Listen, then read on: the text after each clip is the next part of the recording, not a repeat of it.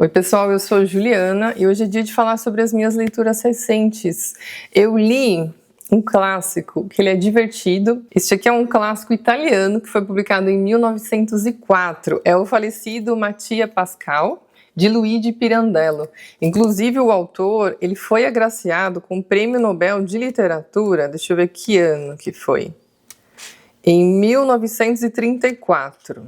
Bom, este livro aqui, em alguns momentos, inclusive, me lembrou Memórias Póstumas de Brás Cubas, porque aqui o narrador, é um narrador em primeira pessoa, ele escreve um livro com uma condição, que esse livro ele seja publicado só 50 anos após a sua morte.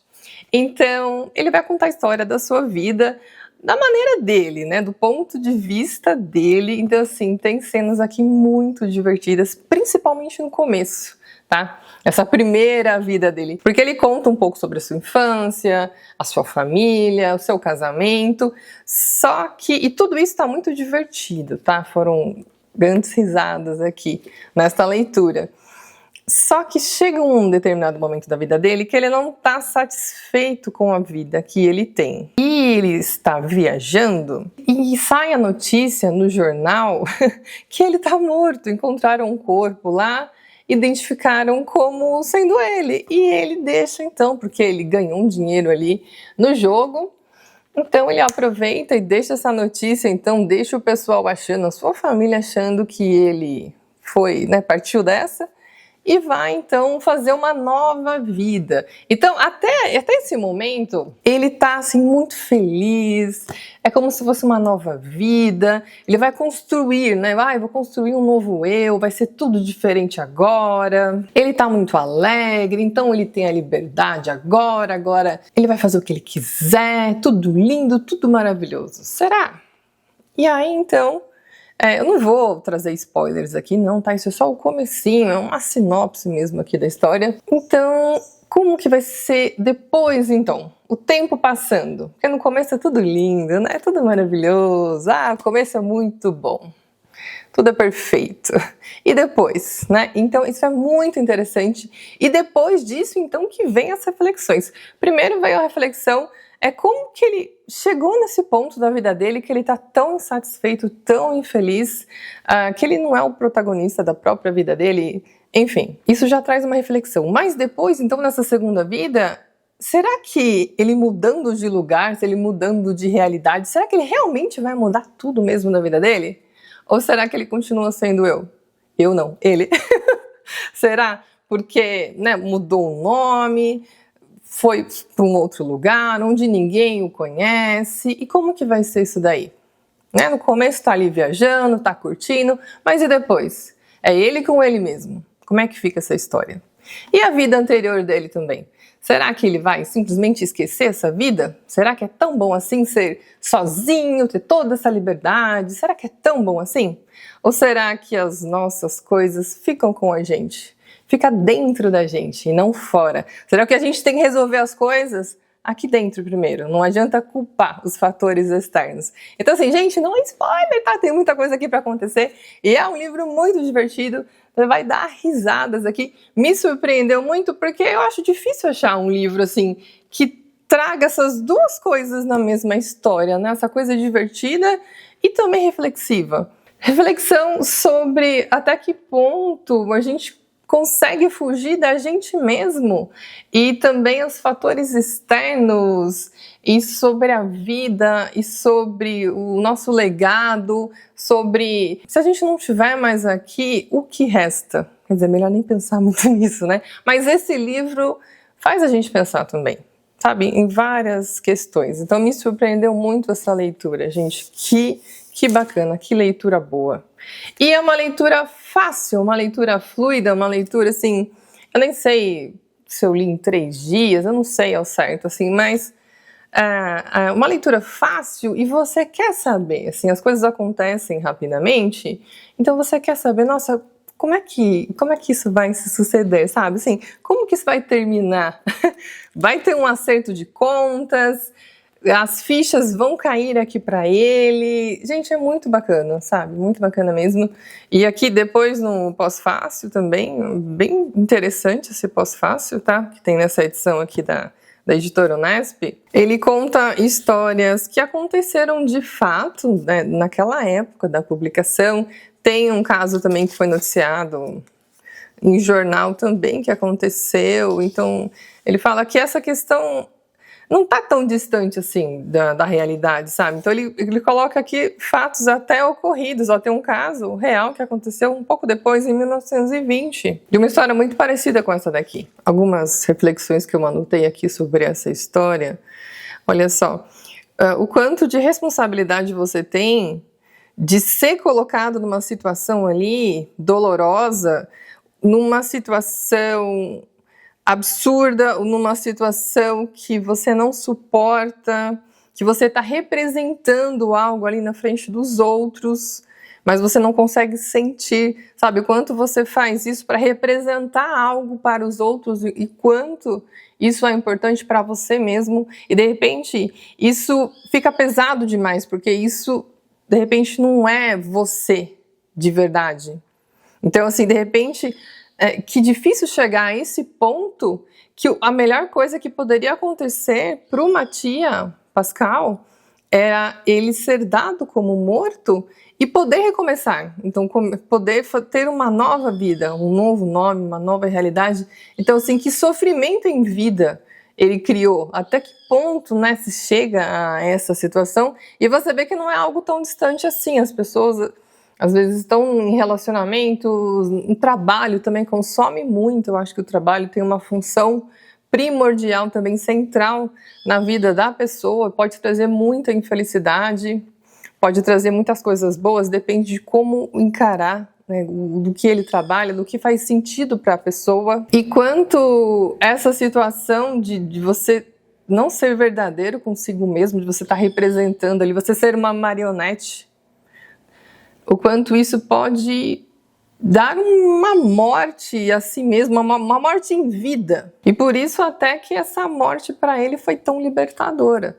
Só que a história não acaba aí, isso aí é só o começo da história, né? O que ele vai encarar depois, então. É um livro excelente, esse livro aqui, ele me surpreendeu mesmo, tá? Tanto na leveza, na diversão, quanto a reflexão, os temas abordados aqui, eu não esperava. Superou as minhas expectativas. O falecido Mathias Pascal. Agora eu vou falar de um livro que fala sobre amor e orgulho, mas outras coisas aqui que a gente encontra em Casa Velha, de Machado de Assis. Vejam só que interessante. Este livro aqui ele foi lançado, na verdade, em 25 episódios entre 1885 e 1886.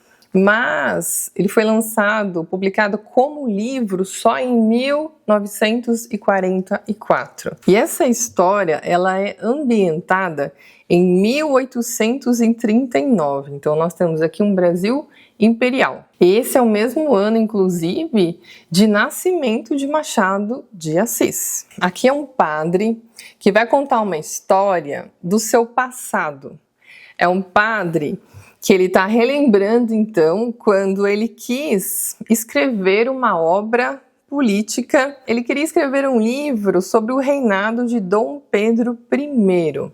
Então, ele chega a essa Casa Velha, que tem o título, então, que é de um ex-ministro já falecido há muito tempo, e lá tem uma biblioteca com muitos documentos, livros, muito material para ele fazer a sua obra, então, porque esse homem era o ex-ministro do rei, então. Só que aí a história, ela acaba indo para uma outra direção. Para um pouco, né, a gente até esquece um pouco dessa questão da publicação desse livro e vai conhecer mais, então, as pessoas dessa casa, a dona dessa casa, a viúva, o seu filho, outras pessoas que vivem ali também. O começo dessa história, eu estava achando até que eu não ia gostar, mas imagina, né? É claro que eu gostei demais, eu finalizei essa história aqui, sabe, as últimas páginas, assim, falando, nossa, Como o Machado é incrível, mais uma vez, né? Não tive nenhuma decepção até agora, gostei demais dessa história. É uma história curtinha, alguns críticos apontam isso aqui como conto, alguns como romance, ele não está muito bem classificado. Aqui ele está classificado como romance. A escrita deste livro aqui me lembrou Helena, porque a publicação em revista desse livro, ele tá ali entre Memórias Póstumas, que foi em 1880, a primeira publicação em folhetim, né? Depois veio Casa Velha, depois veio Quincas Borba, depois veio Dom Casmurro, mas eu achei essa questão da escrita, não tem aquela ironia, não tem aquele humor machadiano. Não tem tanto assim, sabe? Eu achei muito próximo a escrita de Helena mesmo, aquele período de Helena. Eu preciso ler, inclusive, Yaya Garcia. Fiquei bastante interessada em Yaya Garcia. Mas essa história, ela tem reviravoltas. É uma história que você quer muito saber o que vai acontecer, sabe? É uma história, acaba sendo rápida também.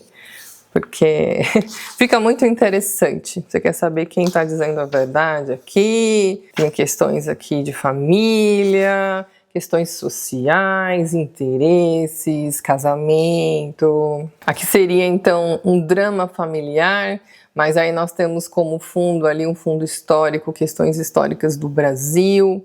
Inclusive passa aqui, não na história, mas eles comentam aqui sobre a Revolução Farroupilha. Você tem então esse drama e você tem questões históricas do Brasil também, as relações sociais. E essa edição da LPM, gente, essa edição é tão bacana, porque não vem só o texto. Porque um clássico, gente, ele precisa ter uma fortuna crítica, ele precisa explicar para os leitores. O leitor não tem obrigação de saber tudo, sabe? De fatos históricos, um pouco da história do autor. Explica um pouquinho pra gente, pra leitora, isso é tão bacana. E essa edição aqui da LPM, é Pocket, ela tem isso, sabe? É tão bacana, olha só. Inclusive o próprio texto, ele tá cheio de notas aqui embaixo na própria folha, porque tem gente que não gosta quando as notas estão no final do livro, né? Então, as notas estão aqui na própria página, tá? Explicando alguns termos que a gente já caiu em desuso, às vezes tem uma palavra aqui que a gente não conhece. Então aqui explica também hábitos, mapa, coisas assim que às vezes você lê e fala, nossa, mas o que é isso? Aí tá explicadinho ali nas notas, sabe? É importante, né, gente? Além das notas, tem uma pequena biografia do Machado de Assis, que também é muito interessante. Eu quero muito saber mais sobre a vida de Machado de Assis. Parece que é difícil encontrar, né, fatos sobre a vida dele. Aí tem a cronologia também, que fala sobre a vida, a obra de Machado, e também a literatura no mundo, fatos que aconteceram também, não só aqui também, mas fora daqui também. Um panorama do Rio de Janeiro, um mapa ali, e um pós-fácil também, um pós-fácil bastante interessante também, sobre a obra, que a gente termina a obra, a gente quer conversar um pouquinho, né, sobre ela. Então aí tem um pós-fácil aqui que é bem bacana mesmo, de Marcelo Frison. Agora eu vou falar de outro livro. Esse aqui, inclusive, eu fiz uma lista, um formulário, e mais de 1.500 pessoas responderam, com os 20 melhores livros clássicos brasileiros. E esse livro aqui, então, ficou em 6º lugar. Ficou muito bem colocado, né? Ficou ali entre os mais votados, ali em 6º lugar. É o Capitães da Areia, de Jorge Amado. Esse livro ele foi publicado em 1937, inclusive na época ele foi queimado. Alguns exemplares foram queimados.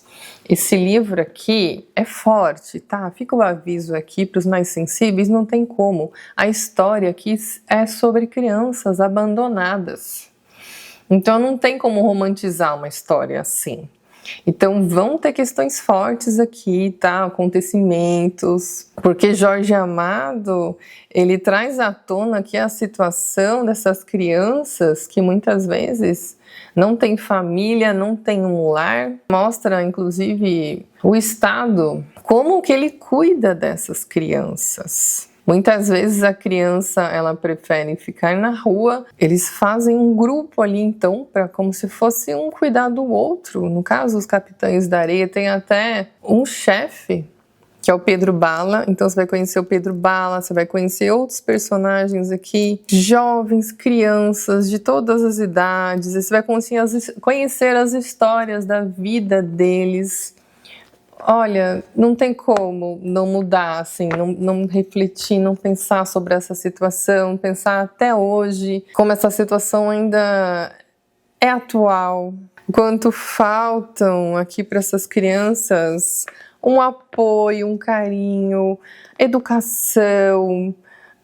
Qual a perspectiva de futuro para crianças abandonadas? Diante de tudo que eles receberam, como mudar? Tem histórias de vidas aqui diferentes, que tomam rumos diferentes, cada criança vai então para uma situação ali, tem as suas características, mas olha, é muito triste. O Jorge Amado, que ele traz vida então para esses meninos, para essa situação tão difícil. Tem inclusive cenas aqui muito tristes, impossível você não ficar tocado com essa situação.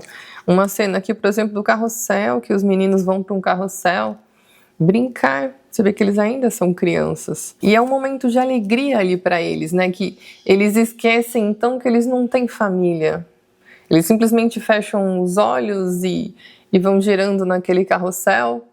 É aquela alegria que contagia por alguns instantes, mas depois eles lembram que eles não têm casa, que eles não têm um carinho de mãe, de pai, um colo, alguém que se preocupe com eles, alguém que diga, olha, faça isso, ou isso não é legal, isso não é bom para você, alguém para educar. Então tem crianças que choram muito, mas depois de tanto sofrimento, de tanta porrada, de tanta coisa que acontece, acaba ficando, não digo sem sentimento, mas é como se fosse criando uma casca ali, né?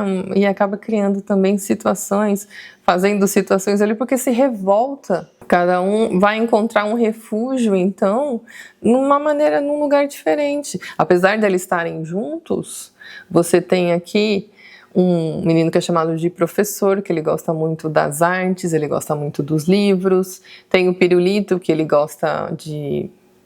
Para ele é a religião, né? Que ele vê ali um sentido na vida dele. Tem o Gato, que é um outro menino mais malandro também. Bom, são inúmeras crianças aqui que o autor então traz à tona essa situação. Então, o Capitães da Areia é um romance sobre o desamparo e o abandono de crianças. E a responsabilidade de quem? De todos nós, da sociedade, do Estado. Entra aqui, inclusive, uma questão também da religião, um ponto de vista também da religião. Uma denúncia social que faz questionar, né, como que essas crianças poderiam encontrar um lugar na sociedade. Qual seria o destino dessas crianças? Eu li também um livro que fala muito sobre a espera, sobre inércia. Este daqui é Esperando Godot, de Samuel Beckett. Isso aqui, na verdade, é uma peça, tá? Essa peça ela foi escrita em 1949 e foi encenada pela primeira vez em 1953. É uma peça de 2 atos que não acontece quase nada.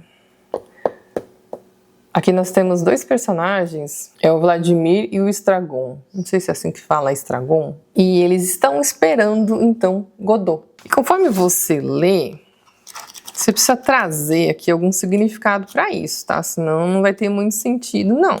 Tá? Essa espera, você tem que trazer...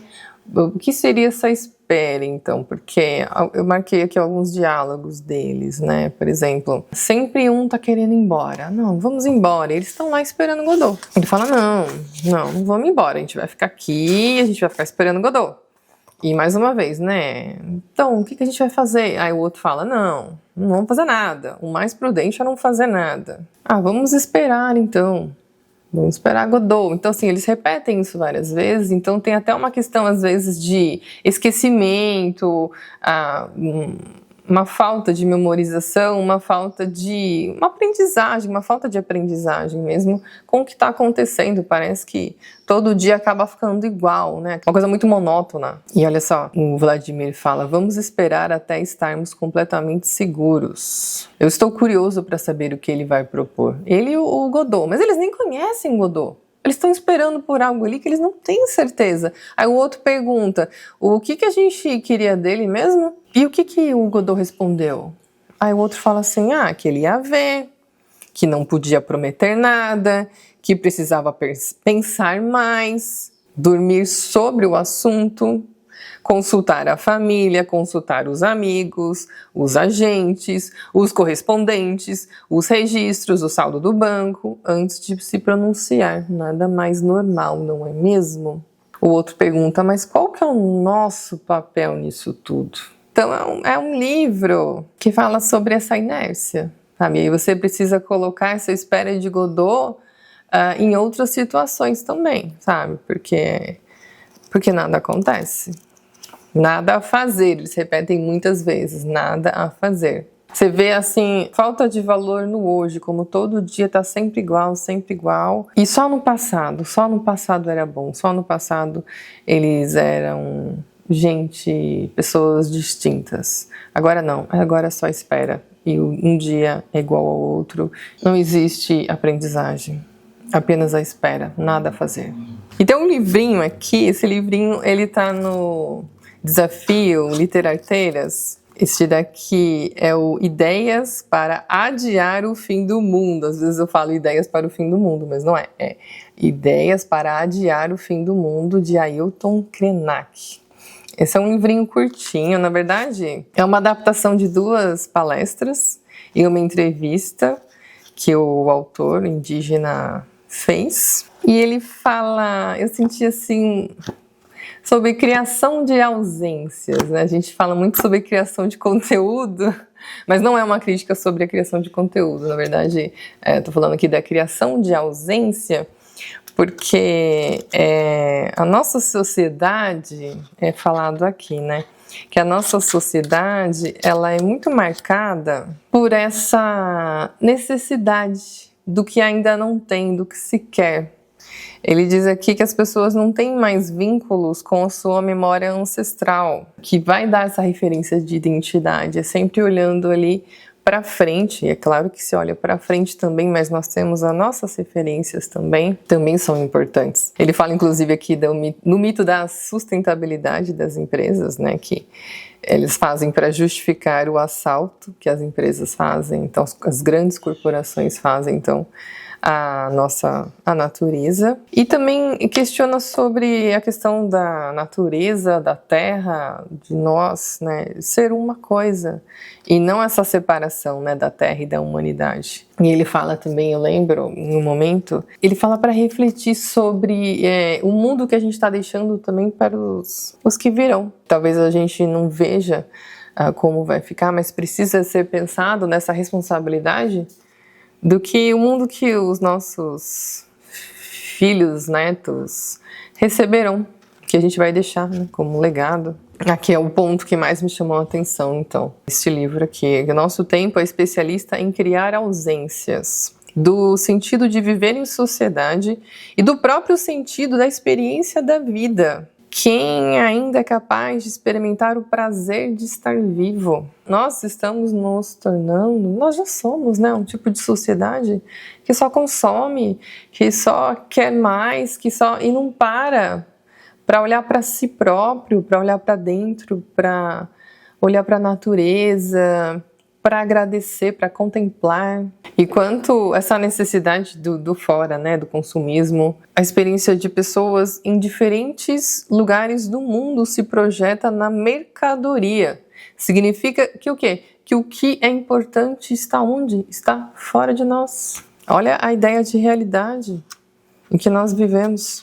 E o contemplamento da natureza, da saúde, do momento agora, do que você vive, da família. Olha só, ele fala na experiência da perda da liberdade, na perda daquilo que podemos chamar de inocência, no sentido de ser simplesmente bom, sem nenhum objetivo.